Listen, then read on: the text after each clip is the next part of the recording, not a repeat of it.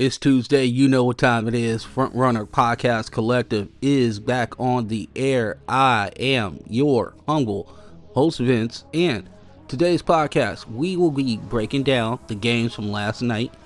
We also take a special look at one of the games that happened on Sunday night, as far as that's concerned, because I think it gives us a lot to what this playoffs really means. And what I mean by that is because the playoffs is the true barometer of who you are as a basketball player and also as a basketball team. You can hide your deficiencies in the regular season. There are effort challenges, let's say, when it comes to the regular season, but the difference in the postseason, So we are in this weird situation called the playoffs, and I am happy.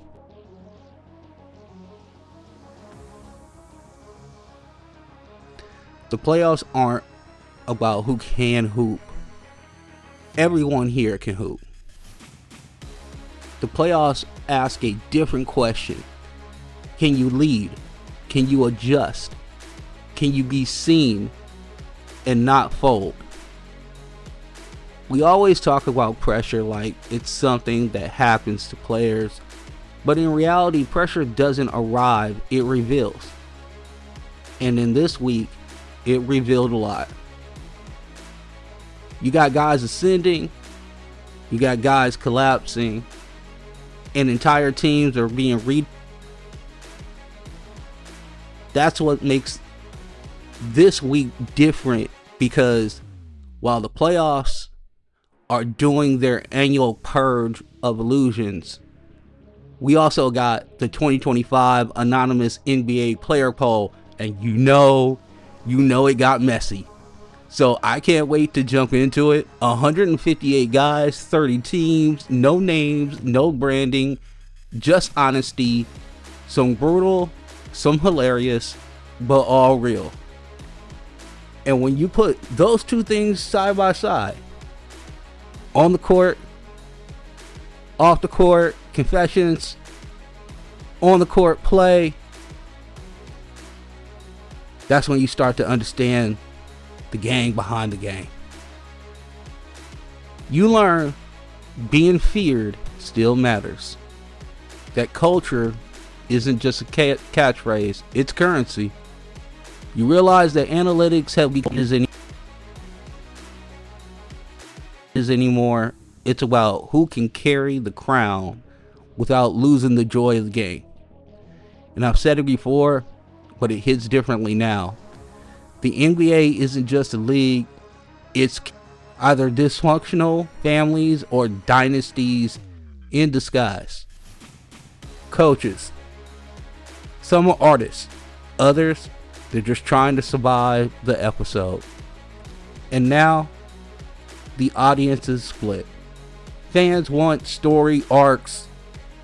Executives want efficiency.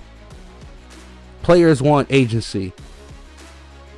And everyone's pulling the game in a different direction. So that's what this episode's about. Not just who impressed, but who's depressed. And but what this season has revealed about the state of the league, and we're going to break it all down. Matchups. We flame rotations. We zoom in on what won the moment and who missed the window. But more than anything, we're going to put this season on the couch and ask it some real questions. Like, what does it say about 38% of the players in the league say analytics is bad for basketball? What does it mean when a majority of the league doesn't want to be the face of the NBA anymore? In the league vote because of pure respect. what has happened to the middle case, because that's the stuff that lasts longer than the playoff brackets. That's the stuff that lives longer in the group chats. That's the stuff that is quoted behind closed doors. That's the stuff that the game where it's going now, and not just where it's been. This isn't just who won the game pod. This is what did the game tell us episode. And if you're listening to this, you already know we care about the truth behind the score. The beauty of this episode is not just that it's opinion. It's that it's player testimony paired with playoff viewing and observations. You're not just going to know who's playing well. You're going to know who built.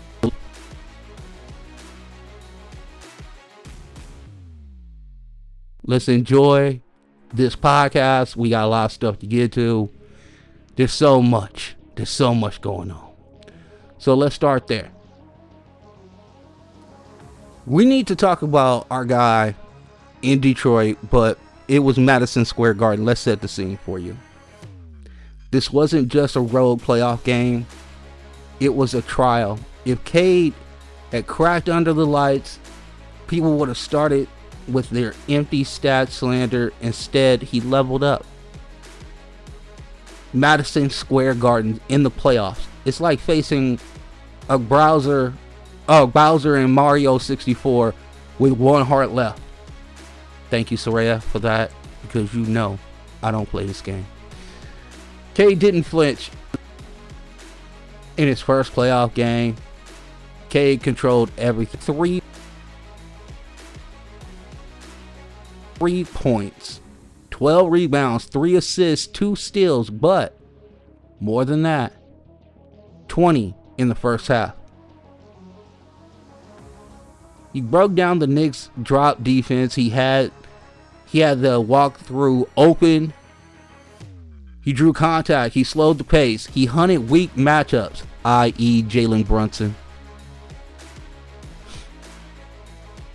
This is what superstar tempo looks like. He wasn't reacting to the game. You can't guard me, dog. You can't get me.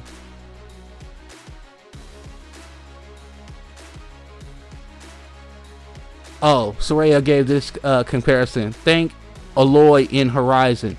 Scanning the terrain, exploiting every system of the Knicks gave him. Beasley.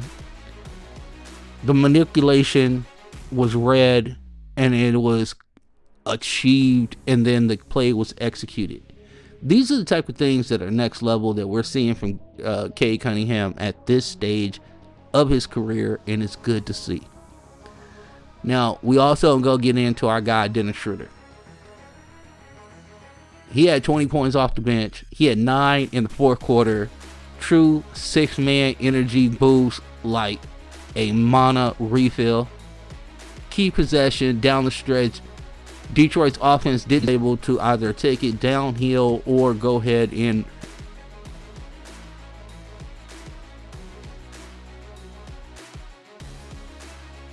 had no answer to this situation, and it showed, and it confused them, and it was the first time where the cat stuff was there the whole season. And listen, he played excellent in the regular season. He's played great. No shade on Cat whatsoever. But we always knew that if you got somebody who had a high IQ, good handle, decent size, he was going to be able to abuse Karl-Anthony Towns. Well, Cade Cunningham walked in the door and he dropped 33. Dennis has kind of switched gears in the last couple years. It's been so heartwarming. After that fumbled the bag moment that he had in LA with the Lakers, where supposedly he turned down 4 years, $84 million. We know the story. He gets like he got a tax mid-level, and then he got the minimum or what have you. It's kind of bounced around the league since then. Now we're in this situation where he's this just grizzled vet. He provides leadership. He also provides production. Sweet production.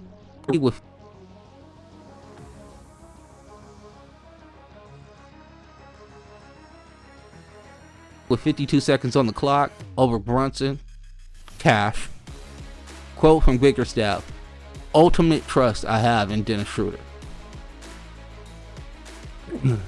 Our anonymous guy who basically does player development, this is what he said: it's rare to find a vet that doesn't blend into the rotation. Dennis actively reshapes their long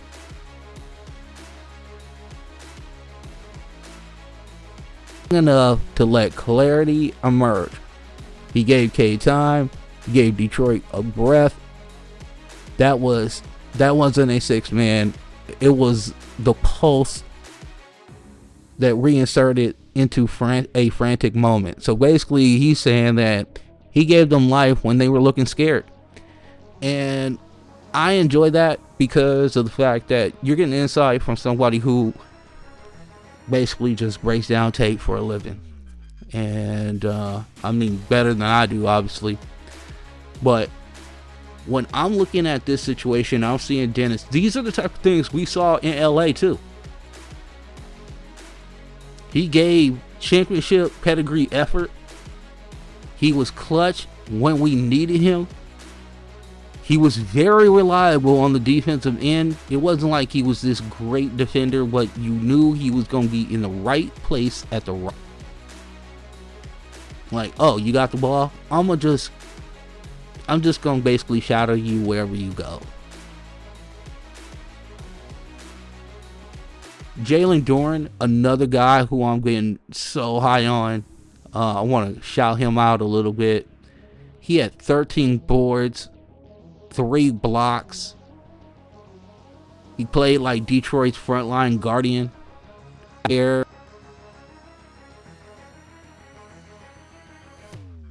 At this, just for his size and for just how he's cut.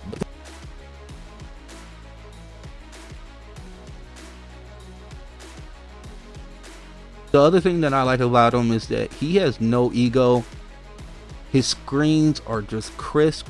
The rolls are hard. And he has smart vertical contests at the rim. He's not just fouling people left and right. This great situation. You know, a lot of young players could take a look at our guy Jalen Duren and really learn something from our dude.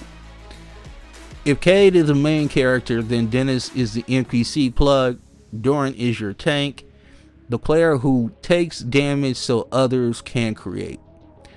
You don't notice Jalen Duren because he doesn't announce himself, but his presence isn't always loud.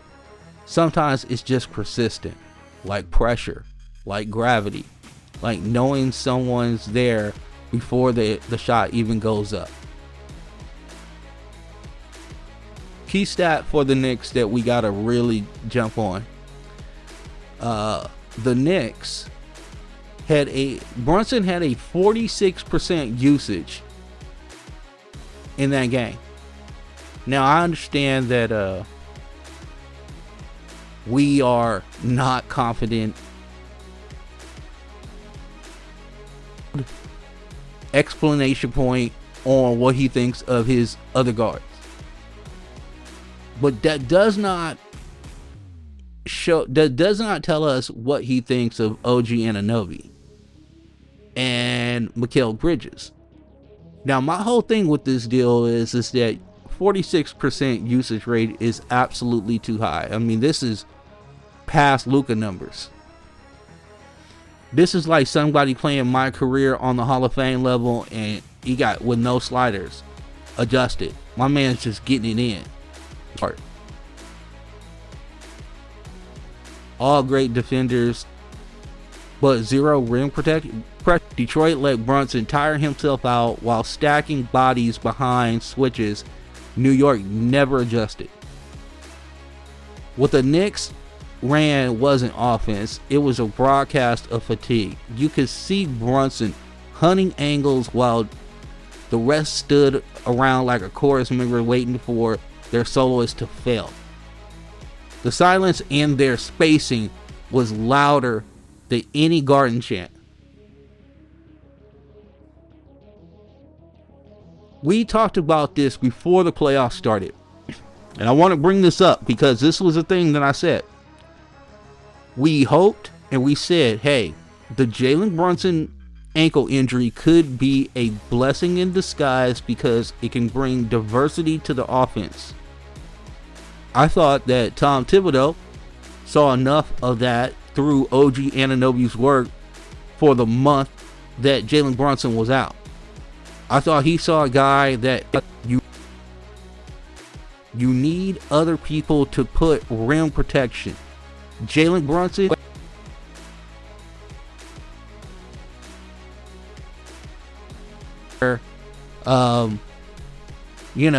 we're sitting there going, what are we going to do? This was always going to be the problem with New York anyway. What to do with Jalen Brunson? How were we going to use him? Where were we going to find the respites? And did we show enough offensive creation with OG Anunoby, Deuce McBride, and the cavalcade of others that were handling the ball for the New York Knicks while Jalen Brunson was out? Nope. Nah, Tom Thibodeau said, we are going back. We drove our team into the ground, and they had no players left, and Jalen Brunson finally broke down in a Game 7 in the second round. So, where does this leave us at this point? Well, we're tied 1-1. Cade had his MSG moment, which now certifies him. You know what I'm saying? We like that.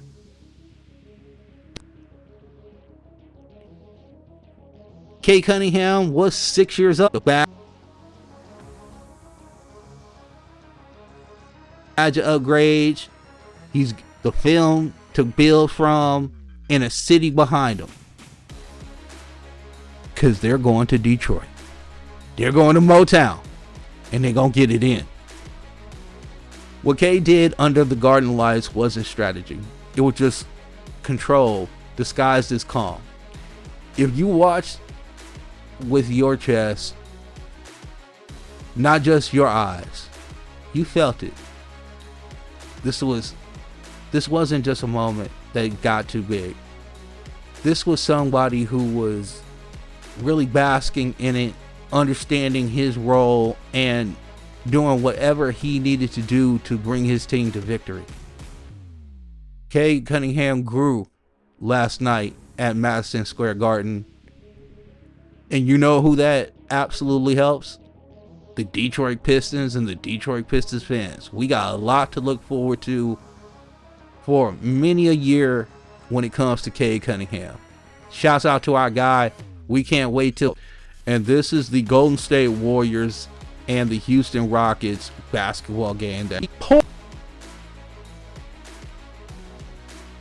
poise so loud that you think he was trying to turn the ball into an obedient golden retriever. The Warriors were up, in control, but still unraveling.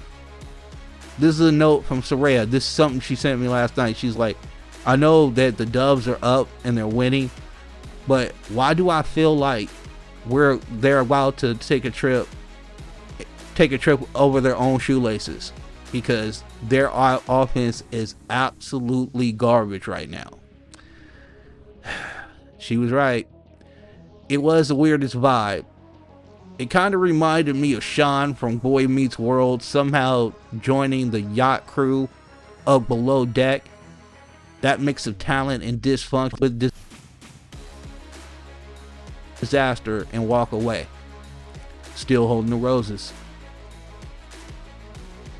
It's a good question because here's the thing that I want to say. The leads to turnovers because a lot of it is cut, feel, pace. Oh, I thought, anticipation. I thought you were going here. Oh, you didn't go here. My bad. 14 Warriors turnovers, 23 Houston points. Now, I want you to keep that in mind. 14 Warriors turnovers, 23 Houston points. Why is that big? We'll get to it in a second. Alperen Sengun, a guy who I've been saying about the Houston Rockets, listen, please run the offense through this guy. Please, let's not play around with these Jalen Green minutes. Let's not fake the funk anymore. We're going to use Alperen Sengun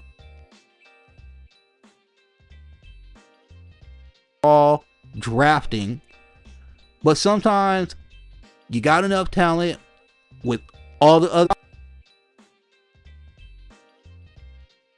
Problem is that he can't get you into efficient offense in the fourth quarter. He drives so inconsistently, and when he drives with no plan. There's no plan of attack when he hits the paint. We don't know if he's passing, we don't know if he's going up for a shot, or if he's trying to get fouled, or all the above all at the same time. You can't be going into the lane acting like you got 17 different personalities, Jalen Green, talking to 14 of them at the same time. Hey, man, what do you think I should do? I don't know, dog. I think you should go to the rim.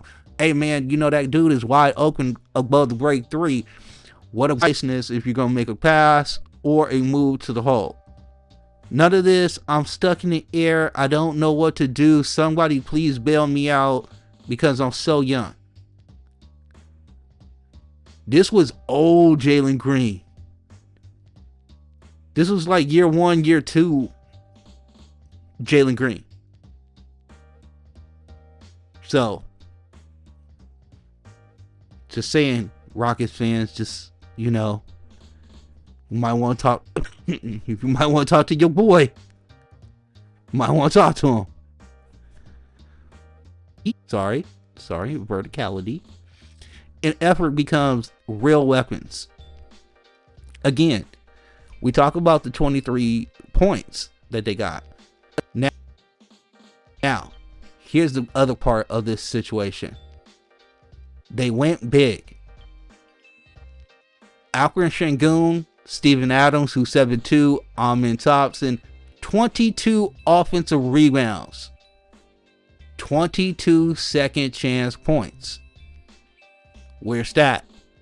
Only time this season a team had 22 plus offensive rebounds and did not break 90 points. I told you that when we talked about the 23 points off turnovers, and now we just 86 points. Again, people think that I don't like Jalen Green.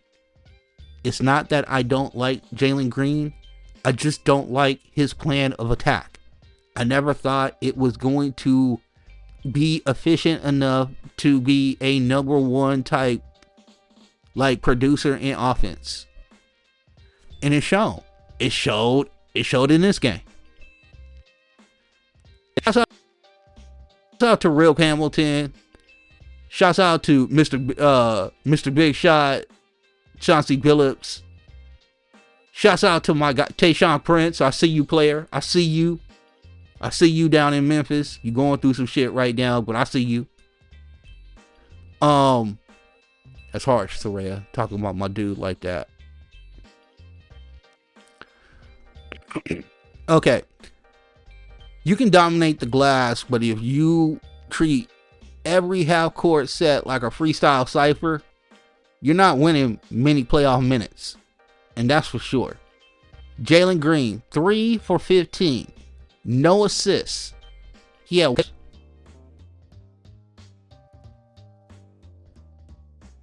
if they're isoing Steph without a real setup, it's not a mismatch, it's a hunt. It's a panic possession. This wasn't Steve Kerr gambling. This was Steve Kerr calling Houston's bluff. And the scouting held up. Green's bag wasn't deep enough. He wasn't able to get into the paint because there were hands all around. They were making deflection. They were tipping. He wasn't having the same control over the basketball. And it showed. Again, 0 assists. He took 15 shots of the game, 0 assists. Amen and Jabari are activity guys at right now. They're not closers. Şengün is the one who can create but can't collapse the defense solo. So where's that offense gonna come from? And I guess it's gonna come from drives that Jalen Green does. Okay. Now, speaking of control, Jimmy Butler out here scoring 25 points, game-winning jumpers, late dunks. Kerr did say this: the turnovers killed us. And then Jimmy said this: sometimes good things come from the chaos. Of course, Jimmy would say that. He used to play for the Miami Heat. He loved chaos. Jimmy treats chaos like jazz. And when they get the ball, they need to get out. They need to push the rock ahead. They need to make good, smart decisions in the fast break situations. And they need to treat those possessions. They show no propensity to be able to do so. You're stuck. So, I mean, honestly, we'll see. We'll see if they can find a reliable, offensive, productive person on their team. Now, the last other piece of this situation is, what are we going to do about Steve Kerr and the war that is going on with Jonathan Kuminga? Is he going to play? Is this dude going to play? He is not, and it doesn't look like he's going to. Just throw him. Understand that Amen Thompson can't.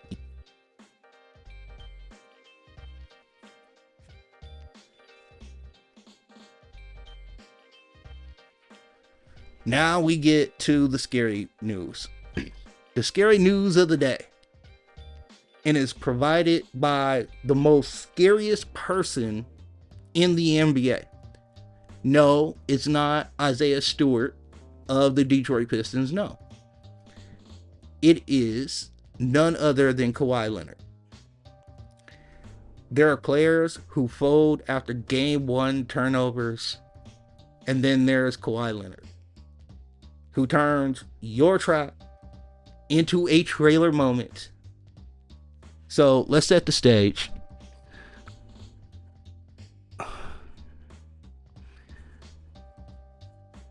So Kawhi's basically his story arc out. Then in game 2, Kawhi Leonard walked into Ball Arena. He's still him. 39 points for Kawhi Leonard. It wasn't the 39. It was how it was done. He had 39 points on only 19 shots. This guy is a mid-range samurai. He does not miss. He was 4-7 also from 3. And he didn't miss a free throw. Oh, by the way, 1 turnover. This is a comment from Soraya, something that she had noticed. Denver's going to show late help, not doubles. That's the invitation Kawhi doesn't decline.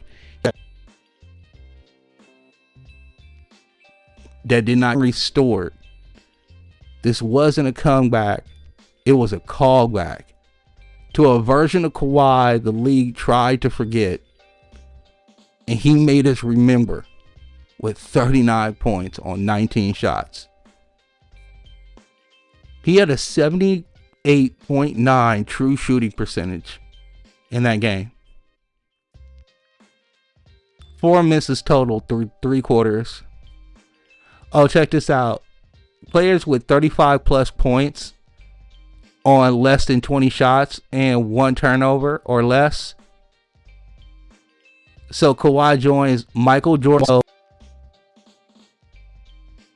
with 50. Zubac forced Jokic into 10 3-point attempts. And that's not by accident. The Clippers baited the catch, stayed home on corners, and pinched only on the turn. Think of Zubac like Zuko from Avatar. Miscast early, now found his element. This game, he was crazy. That was a siege of the North. What he was doing. He had that dude confused. Now, here's the thing. Jokic still was Jokic. He had 26 points. He had 12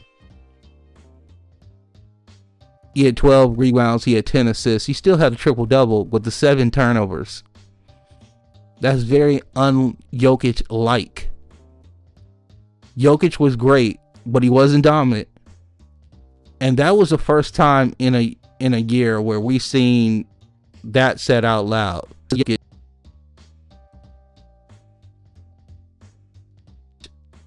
He didn't stop him. He disrupted his fluence.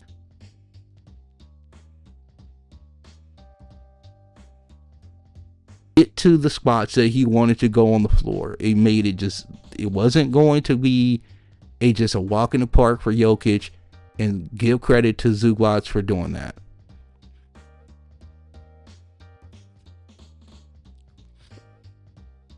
Again, 7 turnovers from Jokic, 20 as a team.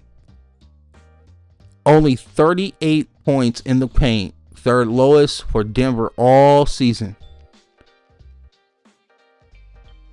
Dunn and Harden alternated fronting the weak side lanes. Norman Powell, another stellar performance, 13 points. Plus he had 8 in the fourth quarter, sparking the Clippers. Batum, he was a silent connector. He had made 2 threes, he had 2 key rebounds in that game. This is where Ty Lue's rotations get poetic. He's not chasing size, he's chasing matchups. Feels like chess in real time. Now, I will say this. My guy, Norman Powell, kind of reminds me of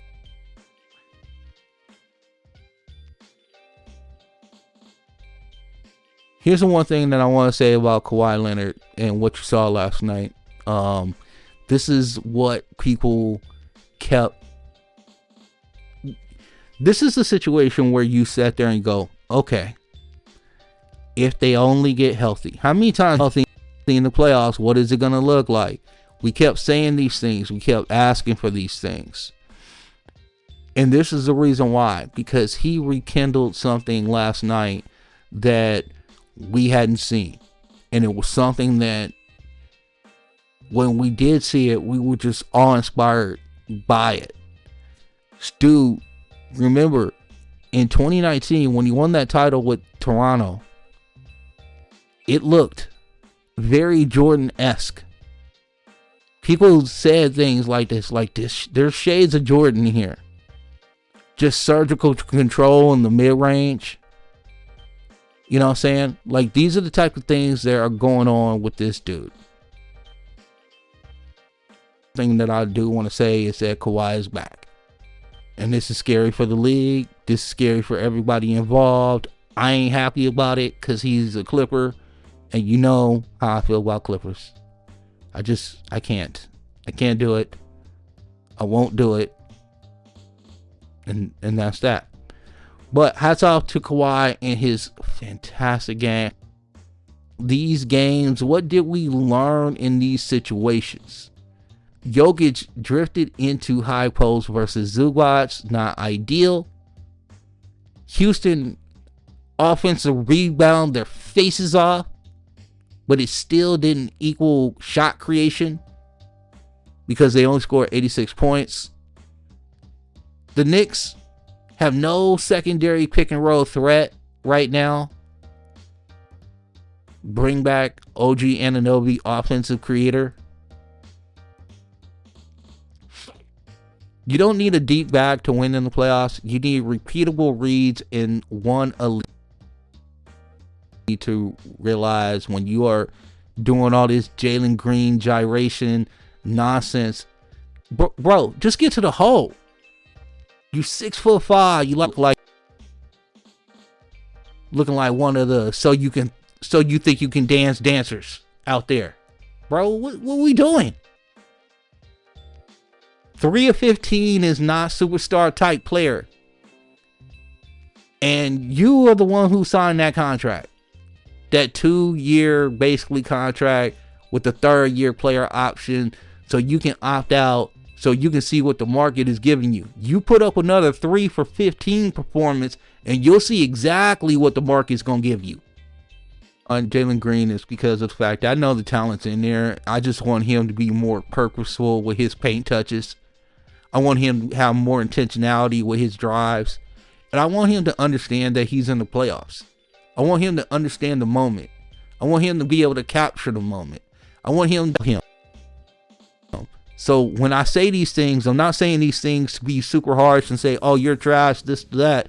I'm saying, hey, bro, you have a lot of athleticism. You have a lot of craft to your game.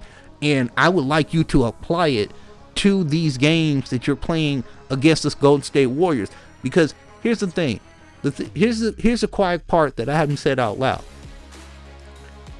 Houston, a lot of people don't believe in them because they are the 2 seed that everybody wanted to face because they're super young and they have not taken their playoff awards. This is what we're talking about with playoff wars, playoff heartbreaks. These are all of the things that build up calluses. So when you get there the 3rd time, when you get there the 4th time, shit, ask the Boston Celtics. When you get there the 5th, and whether you win or lose, you know that you gave maximum effort. You left it all out there, and nobody has anything to say. But these BS drives going to the hole, these like, oh, I'm gonna step back and because I think I'm Harden and all this. Not yet, my guy.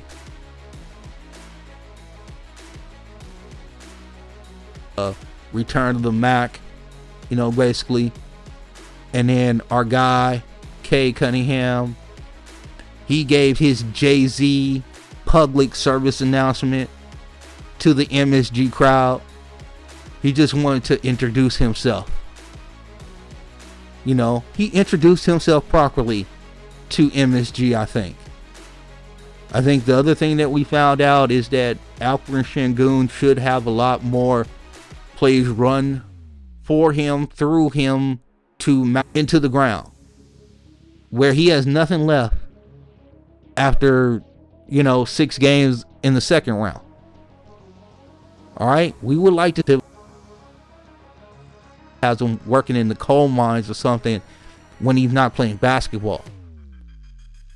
I'm trying to tell you, man, Tibbs is a cold coach. Boy, he cold. And then we also found out that Dennis Schroeder has elevated himself into like elite veteran status. One of those guys that you absolutely need to have on a team that has any chance of doing anything successful, because he does all the little things. He's an irritant. He'll knock down a shot. He has that irrational confidence that thinks he's better than what he is, but he does understand the concept of team and when to get the ball to certain people and stuff like that. And Jalen Duren is an absolute freaking beast.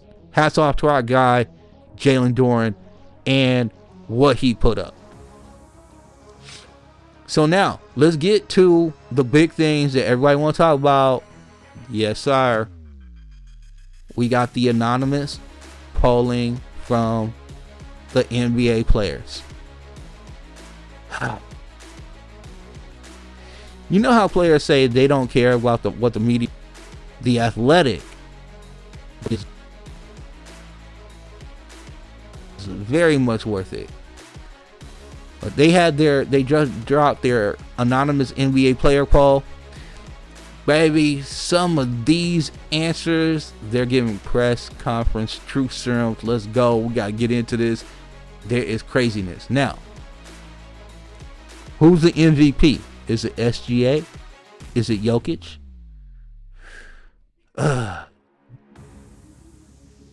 Let's see. Okay, so Jokic plus 19.8 on off. Shays plus 11.5. Ooh. Let's see what player said. They gave it to Shea. Most underrated, most overrated. Let's get into this. Most overrated: Rudy Gobert, Trae Young, still leading the "Nah, I'm good" club. Man, don't guard the ball. Don't scare me. How you gonna be defensive player of the year? Wow, that's a quote. That's crazy.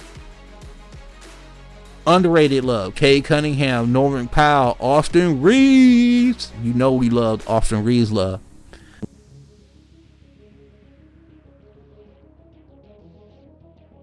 Game to 24 points a game when Kawhi was only playing 37 games.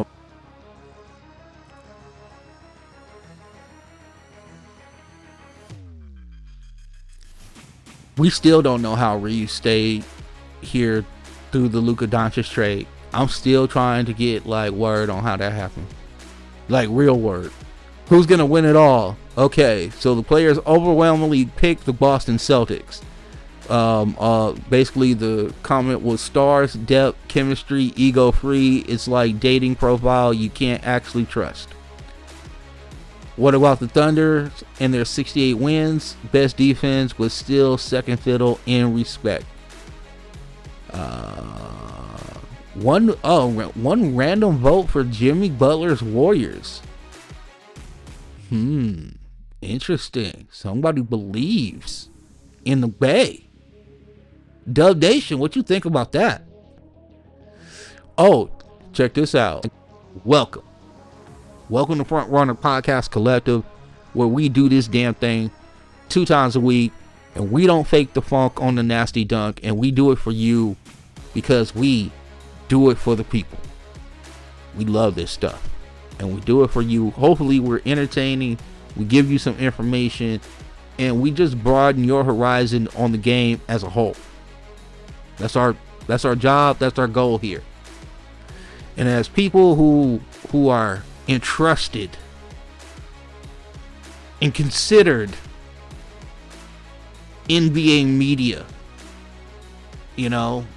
people who are just within the industry. Listen, this is the fastest growing podcast in Long Beach.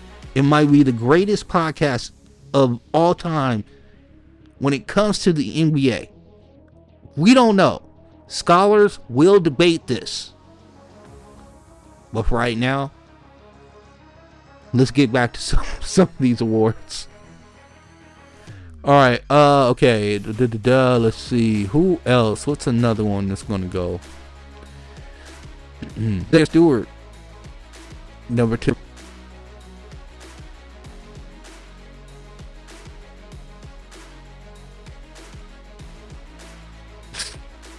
People scared of Steven Adams, man. They were scared of him. He's just so big.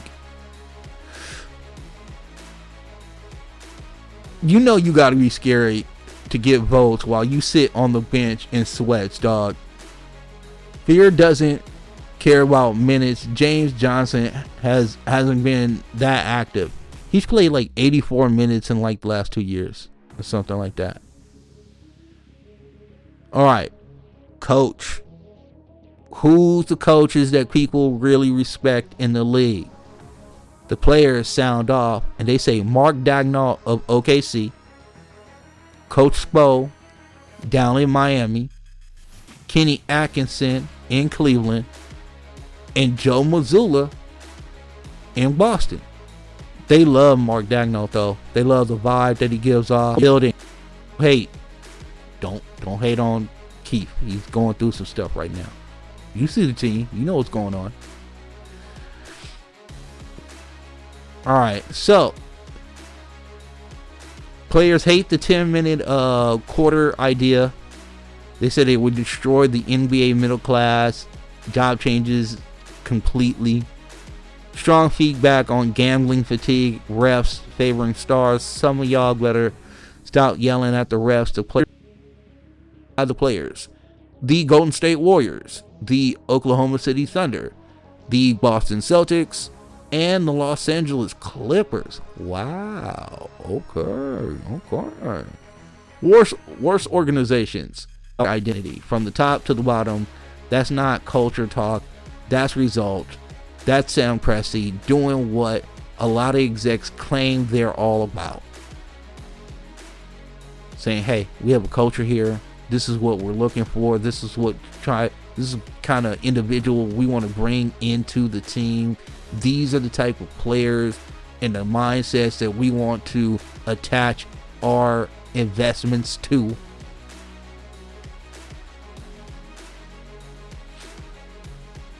Shouts out to Steve Ballmer for being the anti-micromanager CEO.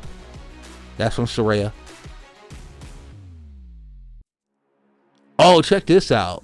Some teams luxury apartments with no heat. Others are duplexes with real warmth. Players notice.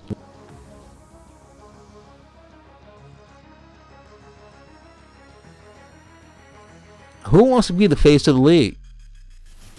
Spoiler, not many. Wembanyama and Halliburton are all rising wave stars, but the title of face of the league feels more like a burden than a crown.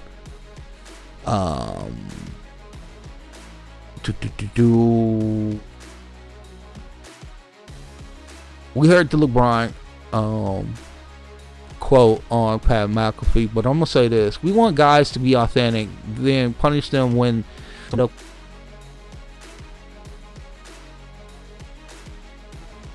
down, bro.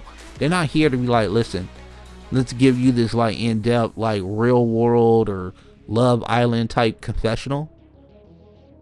How do you feel about that?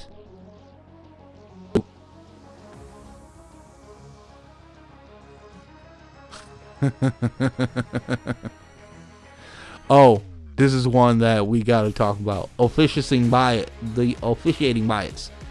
Too much favors the offense and just inconsistency. Let's see. Players hate the 10-minute quarter thing, shortened season, if it can't cut back to Let's see. So basically they're saying that some of the refs favor the stars. Well, what are the stars doing? Are the stars driving to the basket? Are they being more aggressive when it comes to initiating contact? Or, are you just hating? Because you ain't getting no calls. I don't know. Step your game up. I don't know. I don't know what to tell you. Seem like it'd be pretty easy for you to go to the hole too. You ain't gonna.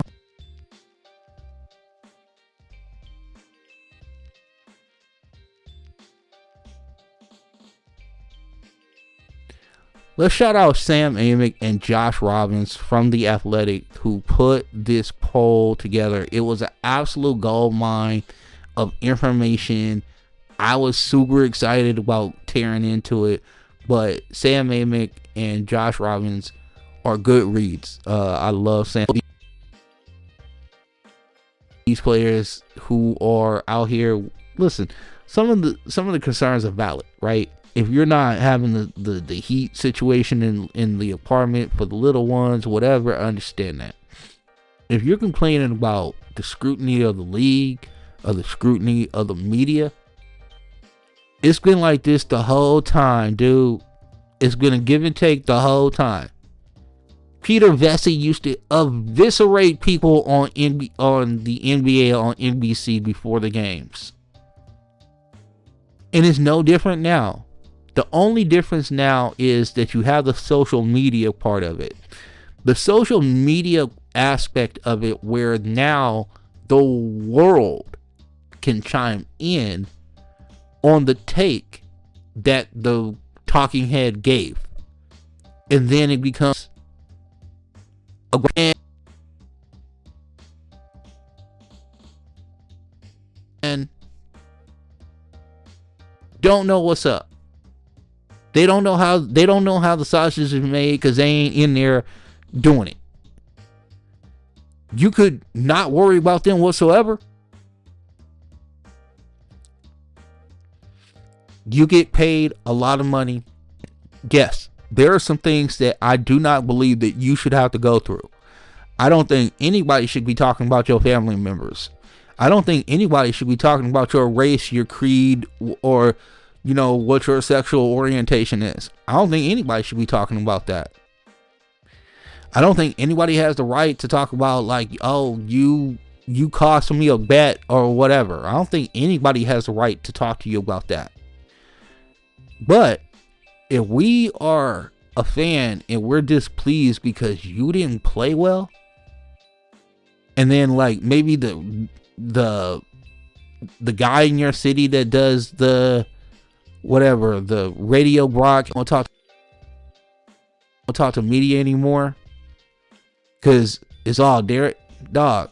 That has a lot to do with your social media habits. That has a lot to do with how much time online you spend. Are you doom scrolling? I know there's going to be a lot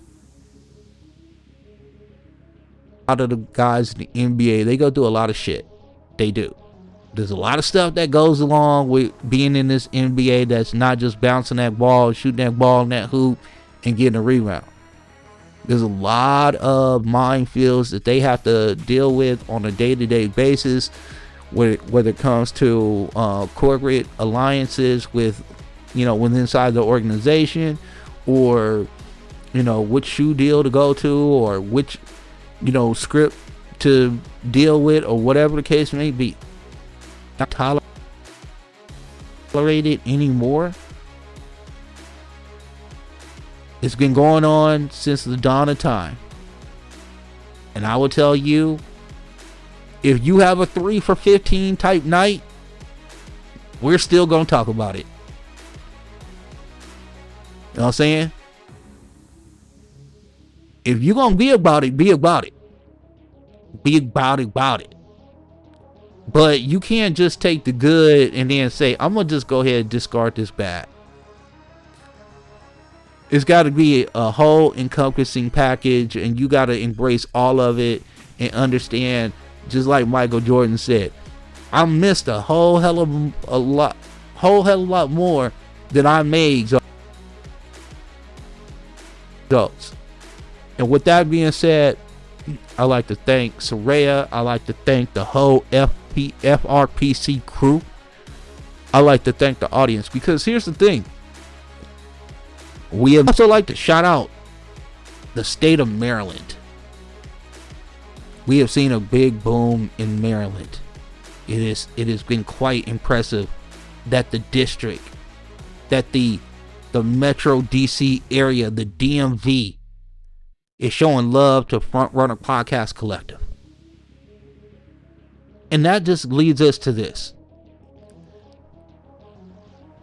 Tuesday and Friday, for your listening purposes, and also your viewing purposes, and also your reading purposes. Vince, what the hell are you talking about reading purposes? I'm glad you asked. Because for that,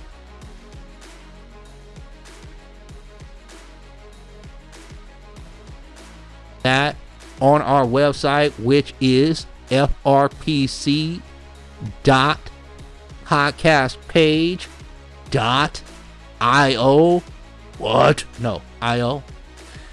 And then you go to the blog section, and the first blog that you will see will be the blog that will go with this particular podcast.